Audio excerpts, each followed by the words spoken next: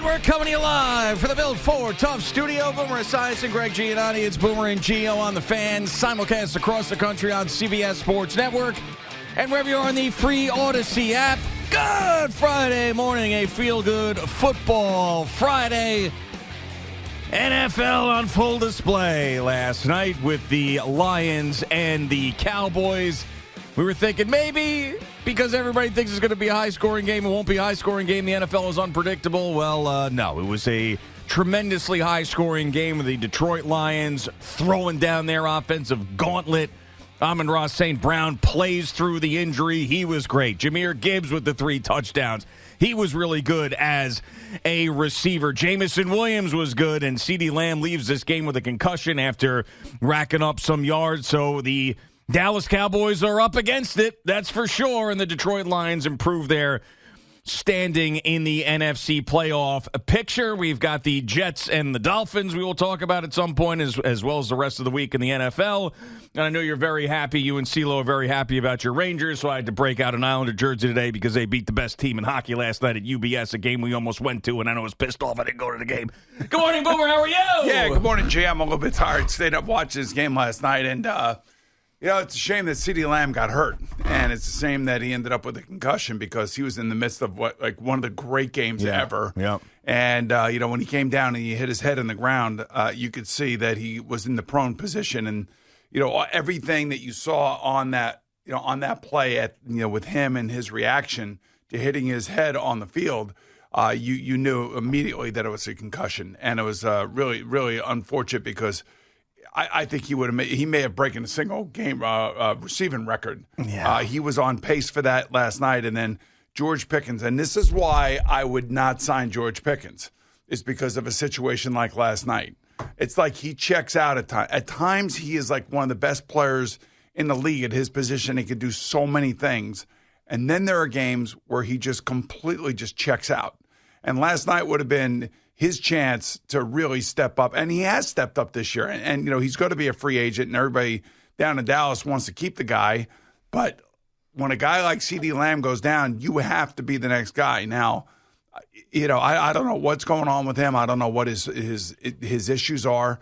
But I think this is why the Steelers ended up, not keeping him. Yeah, all right. So there's a lot there with him, and I was a week off from him having that terrible game because I picked his under in receiving yards on Thanksgiving because I was like, there's no way this can keep up with this guy because he's been so unbelievably consistent.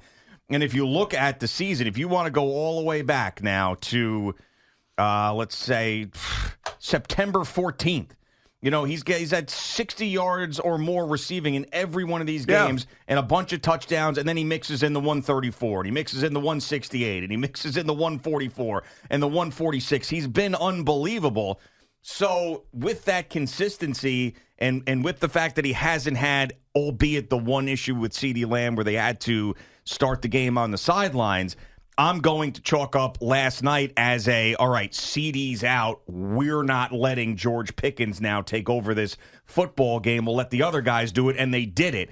So there's been too much good in there to now totally wipe that good away with last night. I just can't do it. I mean, you look at his season, it's insane. It is, but this is why, like last night, and there's one particular play towards the end of the game. I don't know if you stayed up and watched the rest of it or you saw the highlights this morning, but there's one game, he is completely behind the secondary.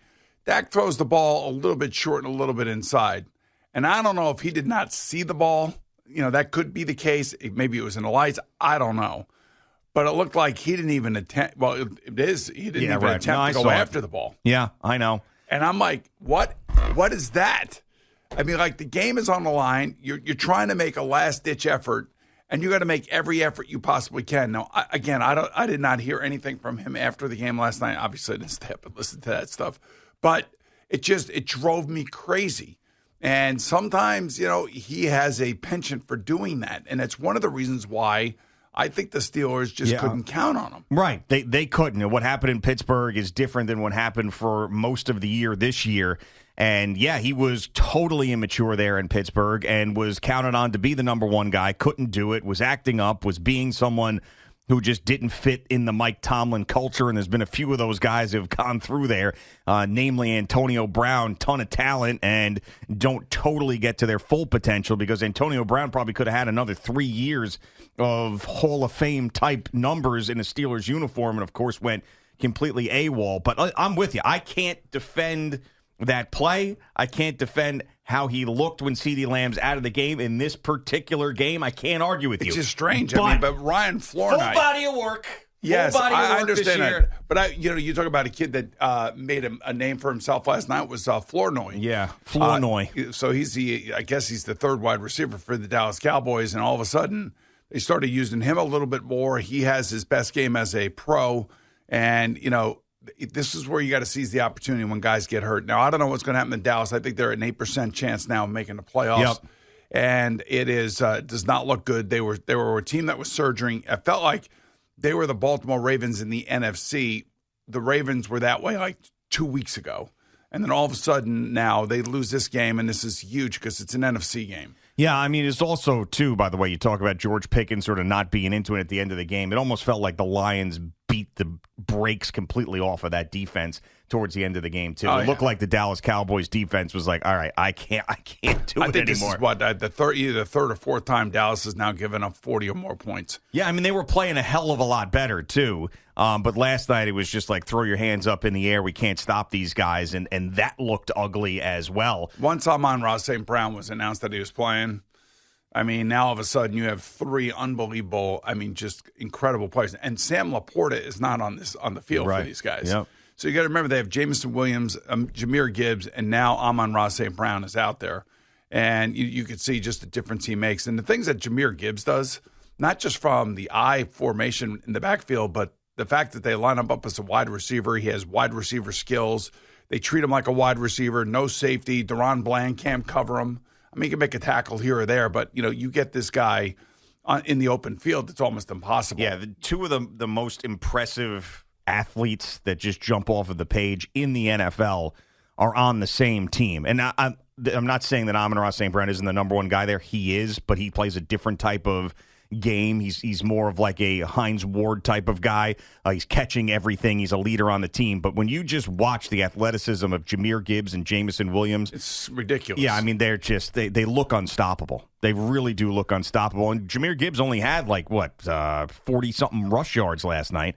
But it was all through the air, and, of course, the 3 touchdowns. I don't know if the Cowboys were trying to let Jahmyr Gibbs get in the end of the game to have an opportunity so they weren't running out the clock. I don't know if that was a gimme touchdown.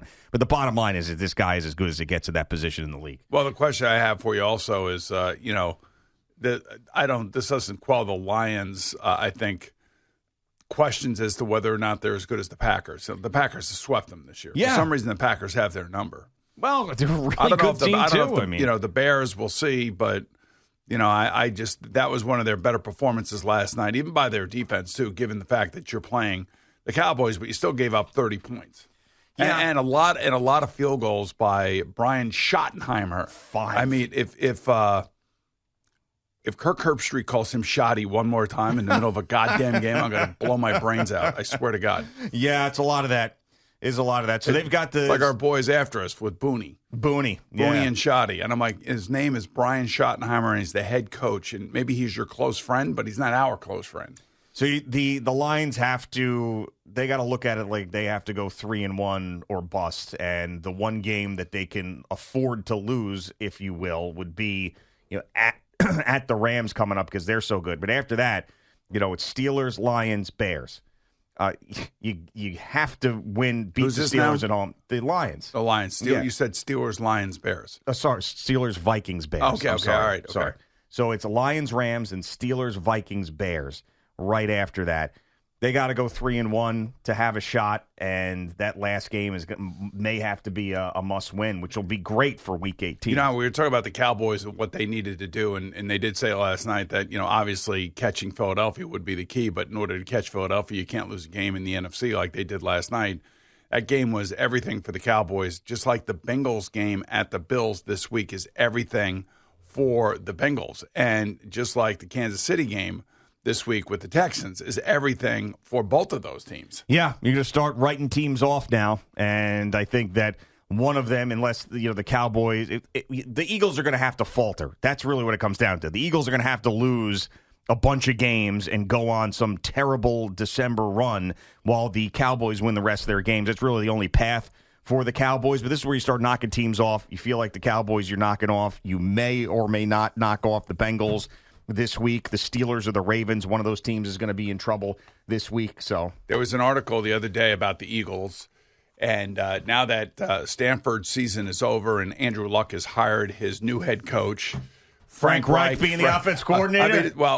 Consultant. This guy can make a lot of money just consulting people. Yeah, he's got a lot of money coming to him from Carolina. But and so I saw this article that was written about Frank Reich being available and should the Eagles bring him in, and Sirianni considers Frank a mentor. Well, of course, and right. Frank was there the first Super Bowl run that they had. Right, so. Yeah, well, and they were all together, and obviously Sirianni worked for Frank in Indianapolis. Yeah. So, they knew each other really, really well and do know each other really, really well, and I'm sure that they probably converse. So I see the article, and then, I want to see the replies. I want to see what Eagle fans are saying about the article and about the thought of bringing Frank Reich in. 98% of the replies, and I mean there had to be hundreds of replies, 98% of them were, go get him, please, for Eagle fans, bring him in here. If he could do what he did with Nick Foles and Carson Wentz, just imagine what he could do. It was. And plus, they hate their offensive coordinator right now. I know, but this is really, that's tough on a coach. That's really tough on Sirianni this late in the season. You're with your entire coaching staff, and there's a lot of pressure. The offense is not doing great. They got all these great playmakers. I still think that they're going to be a pain in the ass in the playoffs. I don't think they're going to I don't think they'll make the Super Bowl this year. I think the Rams are going to make it from the NFC. Could it be the Packers, the Rams, Eagles, Bears, or the Lions? Even watching them last night. Yeah, any four of those. That's what's been so great about this NFL season is any combination you could see in the Super Bowl as we sit here right now, and any one of them makes sense. I would put the Bears lowest on that list just because I have not seen Caleb Williams in a playoff game, and these other teams that you have mentioned have playoff experience and big playoff wins along the way. 49ers, How you about could throw the Seahawks. Yeah, well, you have to. 49ers and Seahawks. The 49ers just keep winning. There's going to be a team that's going to have 10 wins here that may not make it. Yeah, which would be unfortunate for them.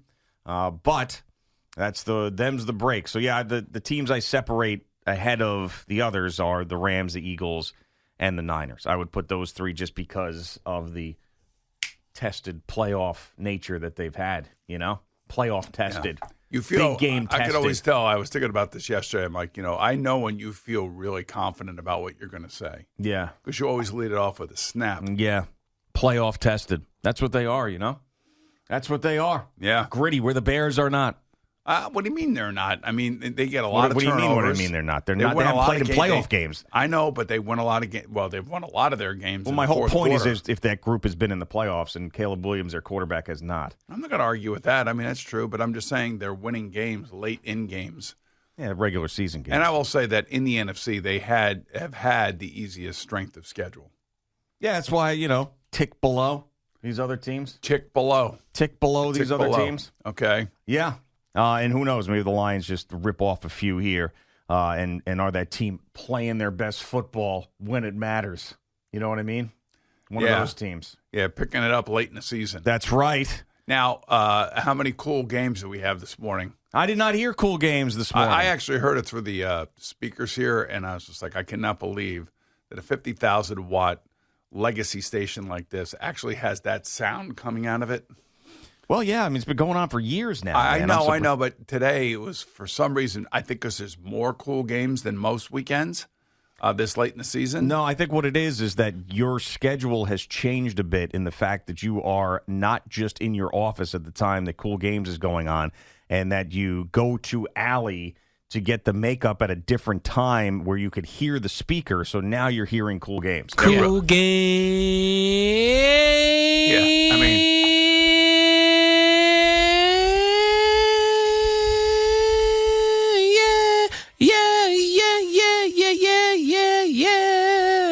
Was that that the sound? Yeah, that was the sounder, right? And it really, it's like, ooh, wow. Yeah. How many cool games today? Our usual 4. Or do There you were a usually, couple on the bubble that What? there were a couple on the bubble that we said you would say are cool games that we did not that choose. I would say Yeah. that are cool games? Like, why are you using me as your barometer? Because you're a football guy. And like Oh, CeeLo okay, and thanks. I thought I was a hockey guy. you both. Okay, you both. But like Colts, Jaguars, 2 8-4 teams, but I'm sorry, not interested. Okay, I'm with you on that. all And right. by the way, did you hear the new sponsors that Cool Games picked up today? Cool Games picked up a new sponsor. Well, actually, they're back, and it's cigarettes, They're back. beer, and nudie magazines. Yeah. So thank you to them for supporting the radio station. cigarettes, and the beer, cigarettes, beer, and nudie magazine. Correct. Yep, that's right. In like Just the whole industry. the of whole those industry is things. Yeah. behind you, Yeah, Al. one company alone can't afford it, but as an industry, yes. Yeah. I'm thinking now that we have 3 downstate casino licenses, maybe Steve Cohen could get behind you just to kind of elevate who they are compared to the other 2. No, we're sold out. I've been dealing with some of the sales with the Cool Games and Yeah. getting involved. A lot of people are getting stretched too thin around here these days, picking up extra jobs. And one of the jobs that I picked up was sales for the warm-up show, and I'm really proud. And I don't want to create any more room. I mean, it took a long time for me to convince nudie magazines to come back because they're like, listen, we don't have a lot of money. The industry has changed. There's a lot of free porn. There's a lot of OnlyFans out there. But I said, listen, this is how you get back out there. Is get your name on the warm-up show, and we'll remind this generation that there may be some nudie magazines in the woods That's near great. you. Is there a particular title of magazine, or is it just generally all magazines? Generally, any nudie magazine Oh, I see. Okay. fits. That's right. Yep. And Puss Puss is not one of those nudie No, that's magazines, by not. the way. It's That's a not. completely that's a completely different thing. It's a completely different magazine. Throws you off. It does kind of throw you off. Like I'm not name is. grabbing Puss Puss at the airport, and sticking that in my backpack and reading that because I think people would think I was reading a nudie They still magazine. actually sell those at the airport. Nudie magazines, they do, yeah. They do. Yeah. Up on the top shelf. Mm-hmm. And they have like the barrier that so you just see the top of the magazine. So when you buy one of those and you bring it up to the counter, I've never what's that bought a interaction nudie, like? I've never bought a nudie magazine. I swear. I'll tell Okay, you. why are you getting it to sponsor Alvin? Hey, there's things you got to do in order to help out the radio station, and I found nudie magazines in the woods as an adolescent, and it had Well, who such hasn't? well, that's what I'm saying. And what male hasn't found those? Well, I don't know why you're arguing with me. I'm not Gary. arguing with you. I'm just saying, it's- Al, have you ever bought one of those magazines in the airport? Not in the airport, but I just wonder what that interaction's like with the person behind the counter, especially if it's a woman. yeah, and plus there's other people in the shop. you can't do it in the airport. Like if you're I mean, they're there. yeah, but if you got to have a lot of confidence, or you have to be like extreme pervert to grab one of those things in public and just slap it up on. Actually, although a lot of these airports have the self checkout now, so you could figure that out and then not have to deal with any of that. They have all self checkouts. Yeah, but those self checkouts are like right next to each other. Like, let's say there's there's enough. a You could nice woman standing next to you, and there you got your 3 nudie magazines. Like I said, you either just don't care what people think, or you're like extreme level, like level 10 of pervert, and you don't care. Those are the people that are doing it.